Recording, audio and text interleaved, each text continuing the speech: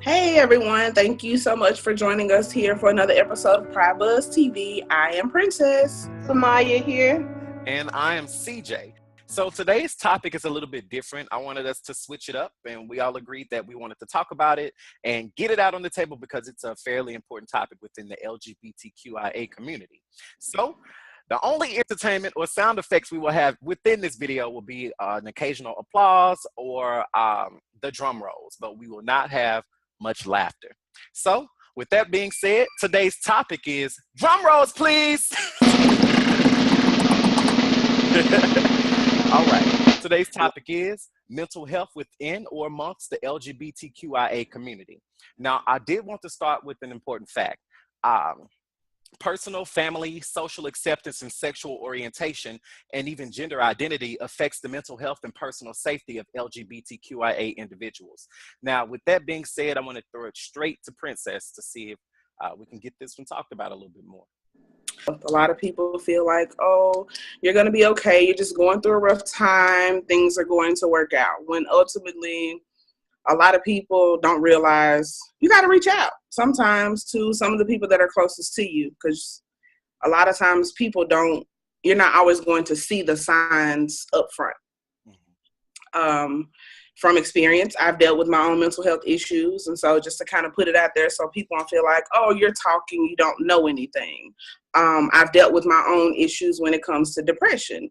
And it took me a while to really be able to say, hey, I have a problem. I need some help, and not try to say, oh, you need some rest, whatever. But a lot of people don't reach out. Reach out. If you have an issue, if you have a concern, if you have a problem, if you think you might, reach out to someone closest to you, because everyone does not always know. Definitely reach out. It's good to have a network. Something I have realized is a lot of people are in LGBTQIA families. And that should be a support system for you. If you are part of the community, that should be a support system to you. It's not always like that though, but it should definitely be a support system to you and for you if you need help. From my experience, that's what my family does for me. My immediate family definitely helps me through my times and my processes. It's not easy, and step one is to ask for help. Always important to ask for help. Absolutely. And Samaya, I just wanted to throw a fun fact your way and see exactly, because I know you have a teacher's background. They say that as compared to a person who identifies as straight naturally, LGBTQIA individuals are 2.5 times more likely to experience depression, anxiety, and to have substance misuse. How do you feel about that? Well, I've done some training on initiating, I don't want to say, correspondence with students below the age of 18, able for them to not just verbally respond to people asking if there's a problem within their life, but also, ask students to write and express their feelings, and maybe then give it to someone within the school system if they don't feel comfortable just coming out right and sitting and talking to a counselor or a social worker. But there are so many different avenues that students have nowadays. It's just more so, are they comfortable with their own personal identity to even just, you have to be comfortable with yourself first before you can explain it to someone else. So I've witnessed, and it's sad to say, that some people see their children every day. They see them every day, and they don't pay attention to the smaller things.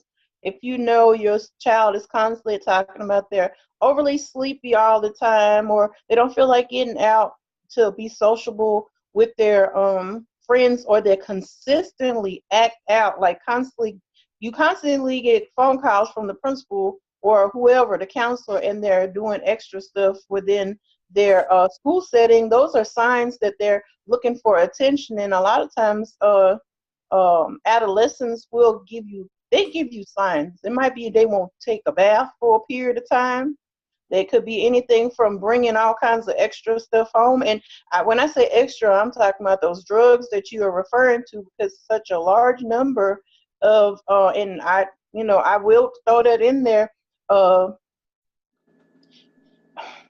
People always look at my skin color, so maybe sometimes they feel like I should not bring, a race up or ethnicity. But there's something and by me being in the middle, I've noticed this even with the adults. A lot of African Americans or Black Americans, since a lot of people want to be called now, tend to gravitate toward drugs that are illicit drugs. They're illegal drugs, more so than going to get some help from someone. It's almost like it's bad to go talk to somebody.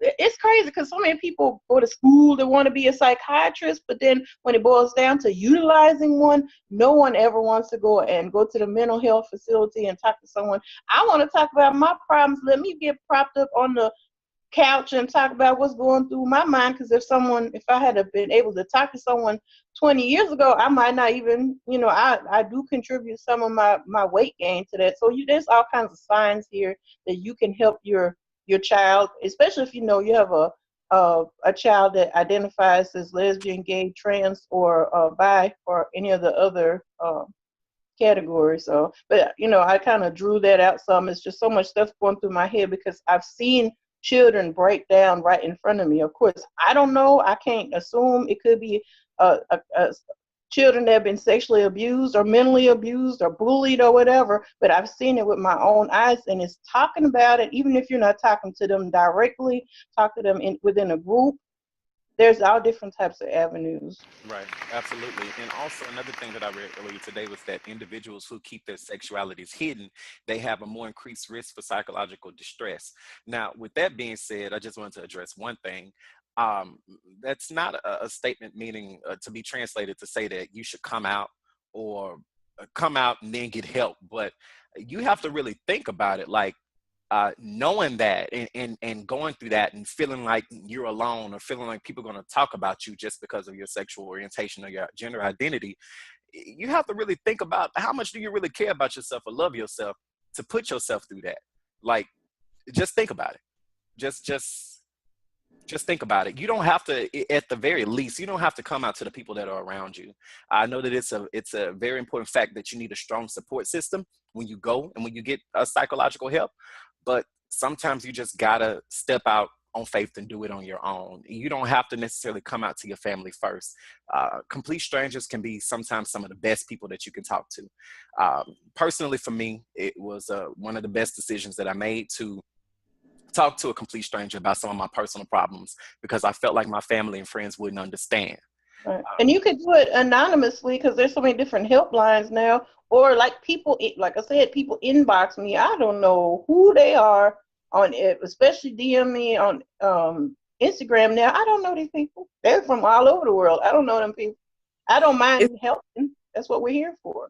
People find comfort in having an unbiased opinion, which is very beneficial in a lot of ways when you're going through the process of coming out, because to have an unbiased opinion helps you to be able to filter through your feelings and be open about all of your feelings, because you have someone that's not, this is not right, or definitely come out and do this, that, and the third. You're communicating with someone who's open to any and everything you have to say. And the biggest thing is not being judgmental. And it's easier for someone to communicate with another person if it's an unbiased opinion and they know in that moment they're not being judged, and they know they can communicate with someone regardless if it's a psychiatrist, a random person that you're talking to, or someone that you confide in on a regular. It's good to know that they're unbiased and they're unjudgmental about you, your life, your experiences, and what you're going through. And it also is beneficial if you're talking to someone who is either going through what you are and has a better grip on what they're dealing with, or someone that has already gone through it. And so it makes a difference when you're, of course, communicating, like I said, with someone that's unbiased and not judgmental, because you're more willing to express all of your feelings and not just some, because you're afraid. And it's hard for young people to do it because now it's become such an issue where, so many people have so much to say, but they don't have enough knowledge to know everything else that comes along with.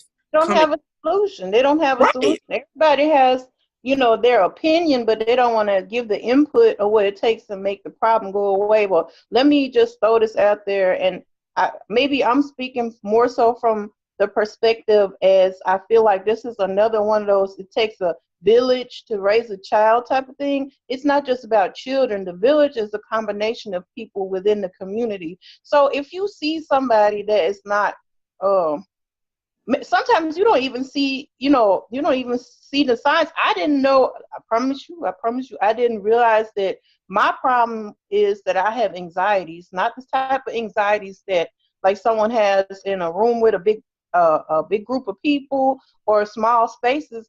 I have anxieties, and I used to always tell people, like, okay, I don't like confrontation.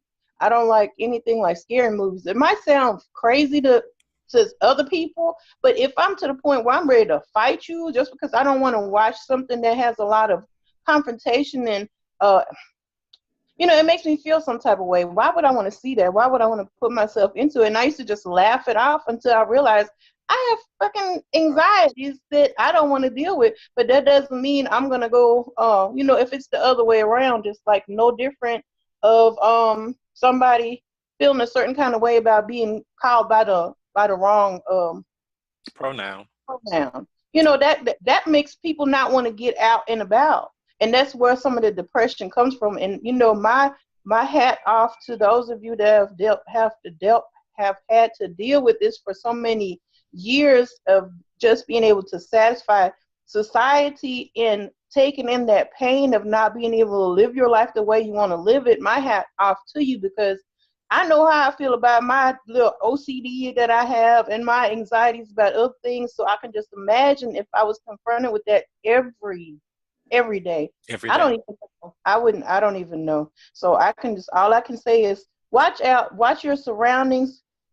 Don't live, okay, you cannot live someone else's life for them. So do everything that you can do to be supportive. That's all. I think that's pretty much all I can say about it, because just talking about it kind of gets me upset because I see so much of it. And there are people, not giving any names, but there are people that have been manic depressive or just have depression issues for so many years that were close to me that I don't even know. And it's upsetting to me because I wish I could have been there for them over the last 10, 20 years, and it's just coming out now. And some people, it came out too late when they're no longer here with us. So, it's just a matter of embracing if you're going to call somebody a friend, please be a friend. Don't just Absolutely. be a part-time friend when you feel like it. I ain't got nothing else to say. I'm mad. Well, that was that laugh I told everybody. But Princess, did you want to add something to that?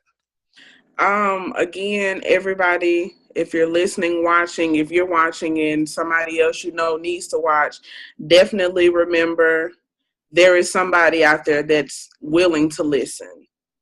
It may not be the person closest to you. It may not be a family member. It may not be the person that you call your friend, but somebody close to you is willing to listen. And it may not take much. Take a chance, reach out to someone, because you never know who's going through what and how they're trying to deal. And just being the person to say, are you okay, is enough to help somebody through something that they're going through. So if you are a friend, be a true, genuine friend and be willing to listen with an unbiased opinion and not judgmental. Yeah. All right. So I think that we've gotten that out on the table, and it's a relief that somebody in this community is talking about this again, and because it's important. This is more than a fashion show or a pride event or a rally or a protest. This is really something that affects people within, and if they're not healthy mentally, they can't be there at any of these events. So we want to hit everything at the core. And I just want to end with a famous quote from the one and the only RuPaul. If you don't love yourself, how in the hell are you going to love somebody else? Yes. Thank you for joining us for Pridebuzz TV. We'll see you for the next episode.